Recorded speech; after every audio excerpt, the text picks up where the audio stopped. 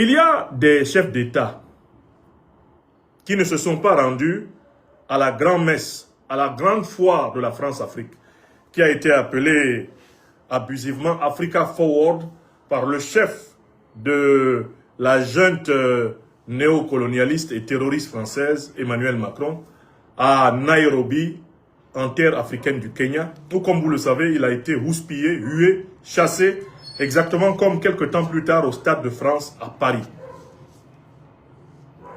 J'aimerais revenir sur ce sommet nul, cette fois-ci pour examiner ce que j'appelle Africa Backyard, c'est-à-dire ceux qui sont restés derrière, ceux qui sont restés en retrait de tout cela. On a beaucoup souligné le fait que les trois principaux dirigeants de l'Alliance des États du Sahel, les présidents Ibrahim Traoré, président en exercice de la Confédération de l'Alliance des États du Sahel, Assimi Goïta, président de la transition de la République du Mali, chef de l'État, Abdourahmane Tiani, général d'armée, président de la République du Niger, on a trop souligné le fait qu'ils ne se sont pas rendus tout naturellement au sommet de Macron. Et les raisons pour lesquelles ils ne s'y sont pas rendus sont évidentes. Emmanuel Macron assume ouvertement un rôle que ses prédécesseurs assumaient en cachette.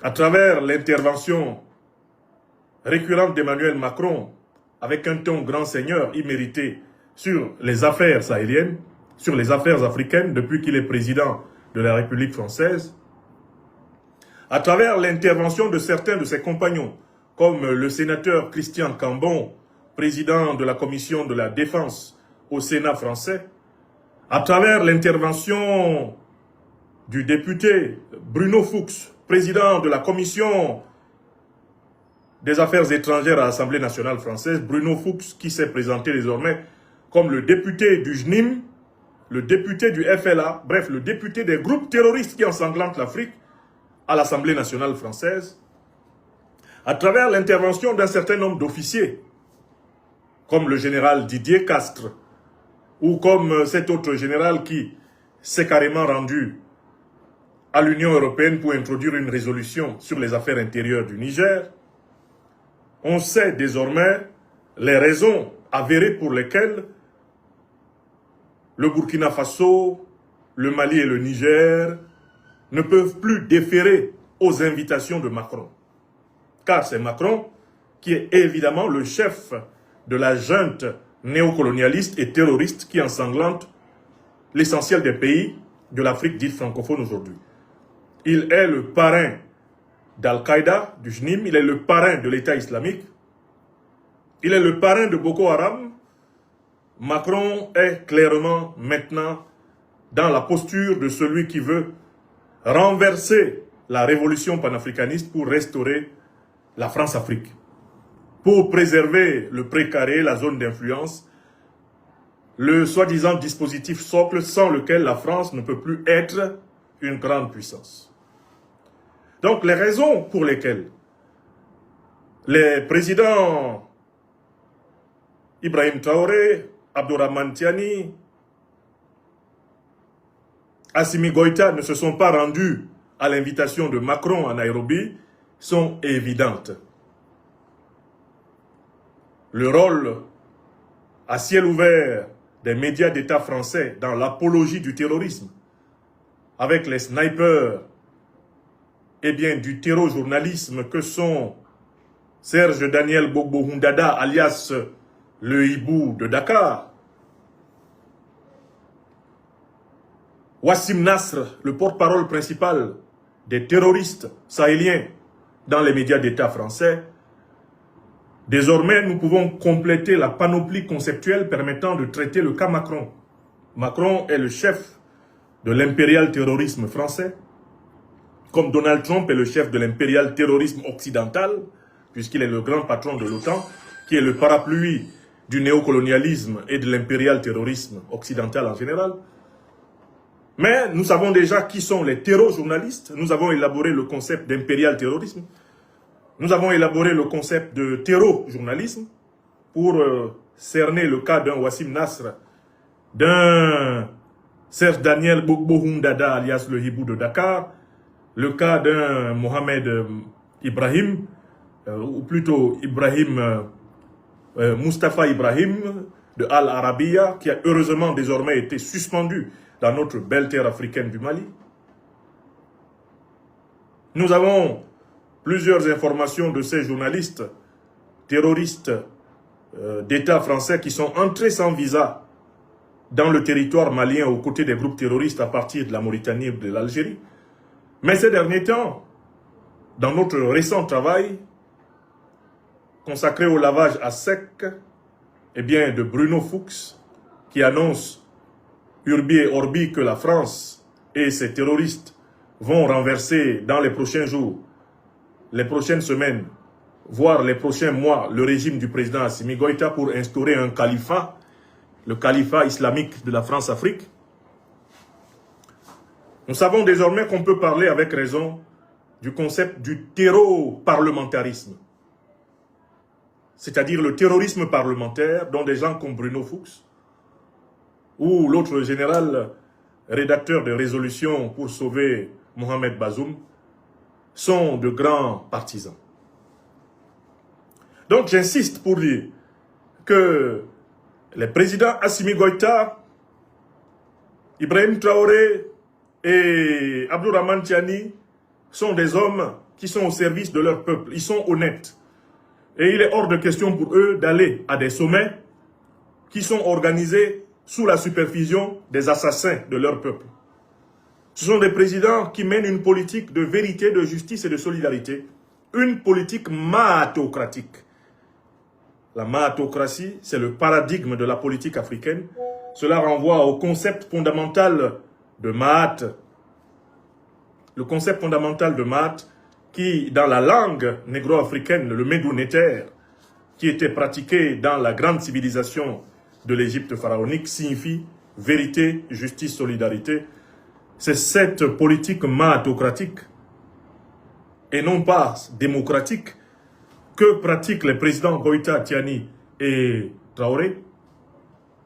Une politique qui consiste à poser des actes politiques conformes à la vérité. En vérité, on ne peut pas combattre le terrorisme en Afrique en se faisant aider par les puissances qui financent, arment, médiatisent, légitiment, soutiennent le terrorisme et qui participent au terrorisme en Afrique. Ces trois présidents ont refusé de bâtir la lutte antiterroriste de leur pays sur le mensonge, contrairement aux autres. Deuxième élément, ces trois présidents, les présidents Goïta, Tiani et Traoré, ont refusé de s'associer à ceux qui commettent des injustices contre leur peuple. Donc de bâtir leur politique sur l'injustice. C'est pour ça qu'ils ne sont pas allés à l'invitation de Macron en Nairobi, car Macron est à la manœuvre de la déstabilisation du Sahel, parce qu'il veut absolument mettre la main de la France sur l'uranium du Niger, sur l'or, le pétrole, le gaz, le manganèse, le lithium, le coltan du Sahel central. Macron est convaincu, comme tous ses prédécesseurs, qu'il n'y a pas de grande France sans le pillage continu de l'Afrique. Ils sont intellectuellement incapables de concevoir la grandeur de la France sans l'exploitation éhontée de l'Afrique. Malgré l'avertissement qui leur a été donné en son temps par M. Chirac. Qu'est-ce que M. Chirac leur avait dit? Comme le dit le président Abdourahmane Tiani, eh bien, où que ce soit dans le monde, le rappel sauve toujours l'âme. Le rappel sauve toujours l'âme. Qu'est-ce que Chirac a dit aux dirigeants français et qu'ils refusent d'écouter, malgré tous les avertissements de Chirac? Qu'est-ce qu'il leur a dit et qu'ils refusent d'écouter? Monsieur Chirac, vous leur avez dit quoi exactement? Dites-leur. Parce qu'ils sont sourds. Qu'est-ce qu'on... Oui. Qu'est-ce qu'on oublie? Chirac, dites-leur. Qu'est-ce qu'on oublie souvent? Qu'est-ce qu'on oublie souvent? C'est important qu'on vous entende souvent. C'est important qu'on vous sorte de temps en temps, eh bien, de votre tombe pour rafraîchir la mémoire. Eh bien, bon, je continue ce que vous dites. On oublie souvent une chose. C'est qu'une bonne partie de l'argent que nous avons en France vient de l'exploitation de l'Afrique depuis des siècles. Je dis pas uniquement, mais en grande partie. Et il est temps qu'on rende aux Africains ce qu'on leur a pris, d'autant plus que on aimerait éviter dans les siècles à venir des grandes... Ouais, oui Chirac. Oui Chirac. Bon, je connais déjà votre citation, mais c'est bien quand même qu'on ait entendu votre voix, même si nous avons quelques bugs de connexion. Mais alors, écoutez, maintenant je voudrais vous dire ce qui moi m'intéresse. Que les présidents Traoré, Tiani et Goïta ne soient pas allés à Nairobi, tout le monde s'y attendait. Ça aurait été le coup de tonnerre s'ils y étaient allés. Mais il y a 3 autres présidents africains réputés issus du processus néocolonial, du processus france-africain, réputés proches amis de longue date, eh bien, du néocolonialisme français qui n'y sont pas allés. Ce sont les présidents Biya du Cameroun, Sassou Nguesso du Congo-Brazzaville et Faure Gnassingbé du Togo. Pour ce qui est des présidents Sassou Nguesso et Faure Gnassingbé, ils y ont été représentés par une délégation, et notamment à l'occasion du fameux forum Africa Forward, eh bien, le Congo était représenté par, je vous donne rapidement les noms de ceux qui étaient là. Le Congo était tout à fait représenté par qui? Le Congo était représenté, je prends les uns après les autres. Voilà, le Togo était représenté là-bas par le président de l'Assemblée nationale, Komi Selom Klassou. Donc le Togo a envoyé un représentant qui a participé à tous les travaux. Des experts togolais de l'entrepreneuriat et du patrimoine, notamment Edouard Robert Akereburu et Sylvestre Olanlo y étaient. D'accord? Ok? Qui représentait là-bas le Congo. Le Congo, eh bien Brazzaville, était représenté par le vice-premier ministre chargé de la coordination des infrastructures et du développement et de l'aménagement du territoire, Jean-Jacques Bouya. Pour ce qui est du Cameroun, le Cameroun a bel et bien envoyé une délégation là-bas, mais elle n'a pas participé au sommet Africa Forward, la délégation conduite par le ministre des Relations extérieures du Cameroun. Eh bien, cette délégation, quant à elle, s'est essentiellement intéressée au forum économique, le forum d'affaires et de la société civile. Donc, en fait, globalement, le Cameroun n'a pas été représenté à la hauteur de ce qu'attend habituellement Emmanuel Macron de tous ces pays qui ont connu le processus colonial français. M. Biya ne s'est pas déplacé, M. Sassou Nguesso ne s'est pas déplacé, M. Faure Gnassingbé ne s'est pas déplacé. D'un point de vue diplomatique, il s'agit d'un camouflet. Il n'y a aucun doute là-dessus. À partir du moment où le président français se déplace sur le continent africain, l'attente de la diplomatie française, c'est que ses homologues de même rang se déplacent vers lui.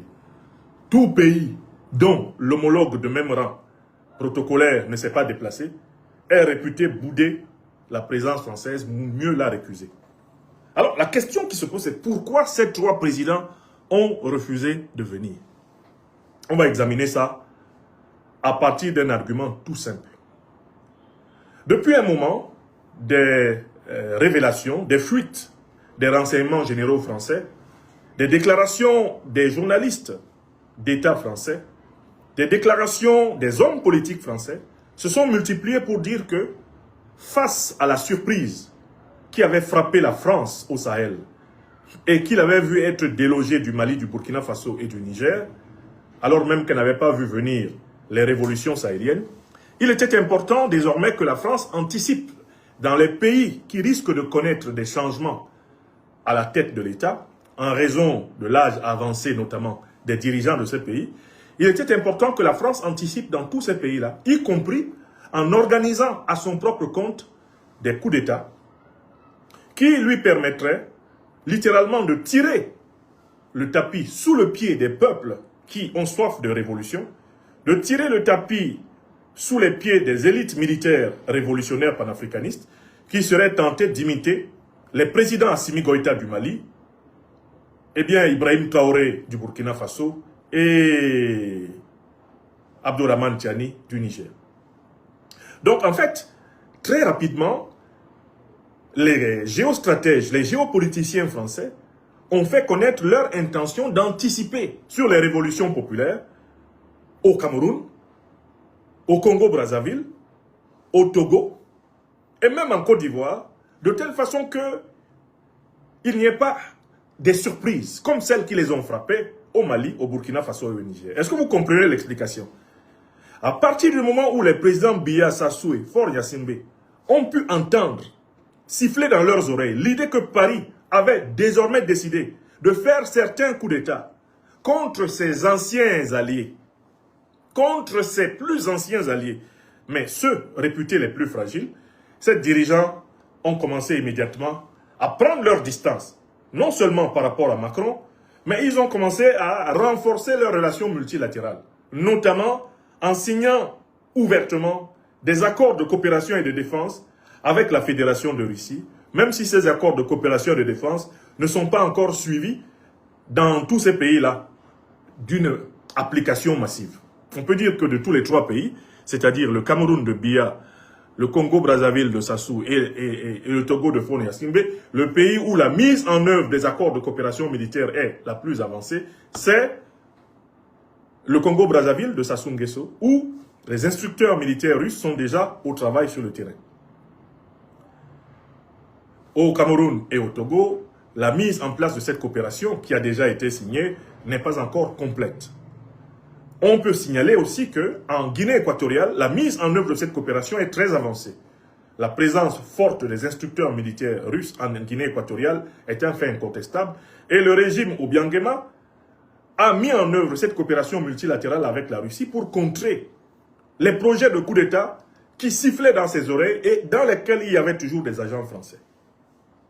Donc je voudrais vous dire que de manière incontestable, les présidents Biya, Sassou et Faure Gnassingbé ne se sont pas déplacés rencontrer Macron parce qu'ils estiment que Macron joue à un double jeu avec eux.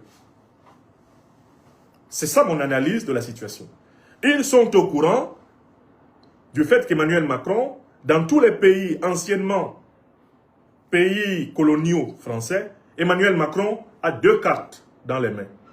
Il a la carte de continuer la coopération avec ceux qui sont au pouvoir et il a préparé un coup d'État de rechange. Un coup d'État, en quelque sorte, pour abriter les intérêts français le moment venu. Au cas où les dirigeants du Cameroun, du Congo-Brazzaville ou du Togo seraient en difficulté, Emmanuel Macron a dans chacun de ces pays, même en Côte d'Ivoire, il a un plan B. Et son plan B, justement, il l'a déjà appliqué dans deux pays. Tout le monde a vu comment la France a rebondi. Dès lors qu'elle a vu que ses partenaires classiques dans un certain nombre de pays étaient en train de tomber, elle a réussi à rebondir de manière très efficace et à recontrôler le pouvoir. C'est le cas, eh bien, au Gabon. Quand elle a vu qu'Ali Bongo était en difficulté, elle a favorisé le coup d'État d'Oligui Nguema. Ce était un secret de polichinelle que de dire que le coup d'État en Guinée a été favorisé par Paris.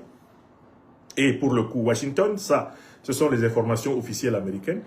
Et il y a un autre pays où ça s'est passé d'une manière très visible. Vous avez bien vu Paris à la manœuvre.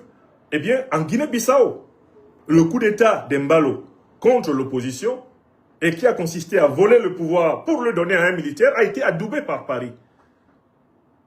À travers, d'ailleurs, son acolyte sénégalais, Bassirou Diomaye Diakhar Faye.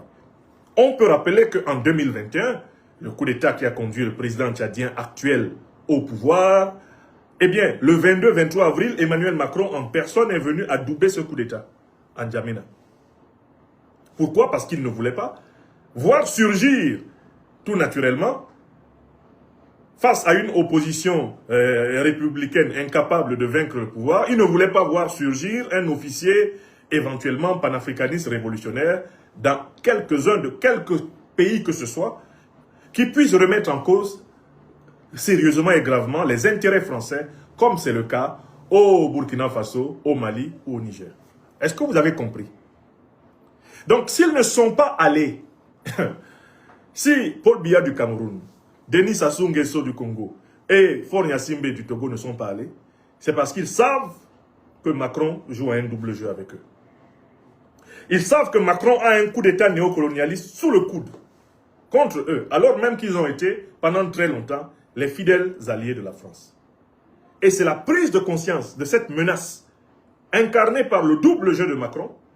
C'est parce qu'ils ont vu ce que Macron a fait au Gabon, ils ont vu ce que Macron a fait en Guinée-Conakry, ils ont vu ce que Macron a fait au Tchad, ils ont vu ce que Macron a fait en Guinée-Bissau, qu'ils ont dit, ce petit-là, il est temps vraiment qu'on lui montre qu'on connaît son jeu.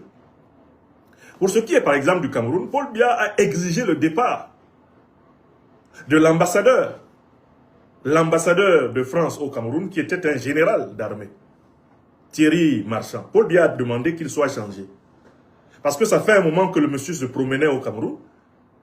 Et Paul Biya, par ses renseignements généraux, a eu le temps de penser que le monsieur était en train de prendre des dispositions pour que, si le pouvoir de Paul Biya est en difficulté, il favorise la prise de pouvoir par un militaire à la solde de Paris.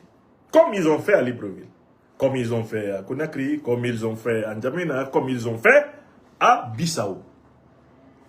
Est-ce que le son est bon? Est-ce que tout le monde a compris pourquoi ces trois-là ne sont pas allés? C'est le double jeu de la France envers ses propres meilleurs élèves, ses propres meilleurs compagnons. C'est ce double jeu qui vaut la méfiance de tous ces pays. Est-ce que c'est clair? Voilà pourquoi ils ne sont pas allés. Parce que certains n'ont pas compris pourquoi ils ne sont pas allés. Ils ne sont pas allés parce que maintenant, ils ont décidé de montrer à Macron qu'ils connaissent son double jeu. Ils ont vu comment Macron a fait faux bond à des personnes qui étaient réputées loyales envers la France. Qui, en fait, n'ont pas remis gravement en cause les intérêts français.